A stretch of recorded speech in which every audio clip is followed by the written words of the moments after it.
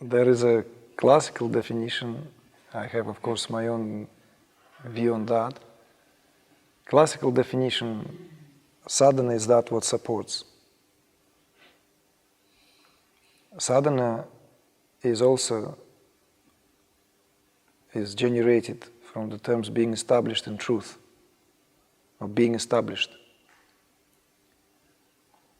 And in a way, when properly understood, all there is sadhana. There's nothing other than sadhana. Once understood, what does it mean, or what supports us here? Because without that what supports, we don't even want to go there. So it has these components, it has these aspects which are not just, oh, how good it is for me. It's not just how good it is for so and so. And at a certain point, one needs to have that entrance where one has to have a classical, traditional definition of sadhana. And if we are to look into the accounts of spiritual fostering, into the accounts of making it, then there was always, in absolutely all cases, without exception, initiation of sadhana, initiation into sadhana, and initiation of sadhana. The best example I used to give is Anandamayi Ma, saint at birth, wonders already, like she was considered to be, right? She was a difficult child to begin with, in a sense, right? How she was. Her parents thought that she is, slightly displays the signs of being retarded, even slow, right? In the way she used to be transfixed in these stages of samadhi. She later was recognized still in her teens as the supreme incarnation of the divine. Later on in her life, she was initiated when she was given into marriage, into sadhana, and given to it for 12 years, as it is customary in Hindu-based spiritual traditions. This is a very humbling example, and I like that example for its being humbling, because it's someone who already born as an exceptionally advanced being, suddenly is given into a sadhana for 12 years.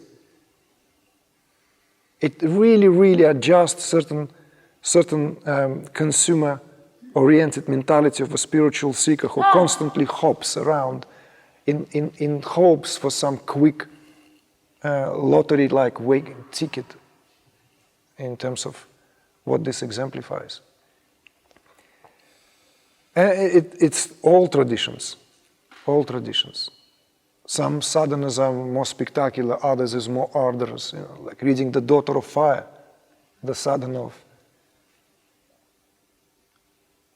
the lady in the training to become the force to reckon with, the power of initiation, the powerhouse, what she had to go through at the feet of a very, very strict, astute teacher.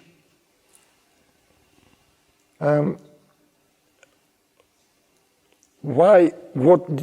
you've asked, what is my definition of sadhana? My definition of sadhana is nothing other than the way of being. It's the way of life. This is what I've arrived, and I've realized also with that I have been practicing sadhana all my life before I knew it. There was always aspect. Even when I felt like, as a teenager, I felt sluggish. I would run in the morning, wake up, and not just run, because I will feel that it's too physical. Then I will steal some roses on the way, and I come back home, I put them and I paint them before breakfast, right? So of course I was very naive. I thought I try to cover all grounds of I want to be physically fit, right? And I also want to be a bit of a poet, a bit of a rascal, right? But these are all the elements of sadhana. Whatever I did as a, like whether drawing a skull from every possible perspective. So as an artist, I know what is beneath the muscles and the skin, so that you have a greater grasp of this visual language, if you are to be expressing yourself in the way where I was trained. And it was sadhana, to the way then every activity has become, until suddenly there was nothing other than spiritual sadhana. There was this distinctive phase when there was nothing in life other than sadhana, spiritual sadhana. I actually slept or gave body rest and ate only because I was doing sadhana, not the other way around. I was not giving a hoot how much I had in the account, and there were times of windfall and the times when it was the penny needed to be counted. But to me it was only, okay, do I have enough to keep the sadhana going? It was like not at all in any other way. I didn't even know what sadhana can give me. It completely had me, you see? But then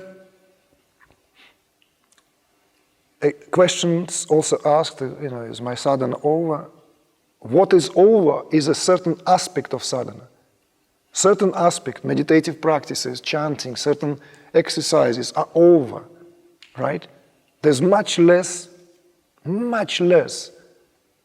dependency on what the body is, other than its essentials.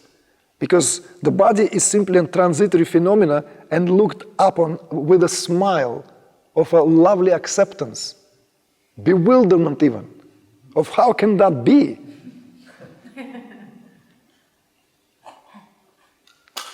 Doesn't matter, of course someone comes to you and start telling you, examine you, this, that, and I have this pain and that pain. Of course I still do. And like, oh yeah, and you have to keep up the conversation going. Deep down, of course, you're lying to everyone that because you're totally okay. Nothing can ever happen to you because it's just ridiculous even to begin to think about what can happen. It's a delayed reaction, right? When you know it's a delayed reaction, you know it for that. Has sadhana finished? No. But you're asking me, and I cannot tell you where the sadhana begins and where it ends. I don't know. I don't know. It's the way of life. And I wish that for everyone who gives themselves to spirituality to understand that sooner or later. So that the sadhana, I've met so many people who were burnt out spiritual seekers.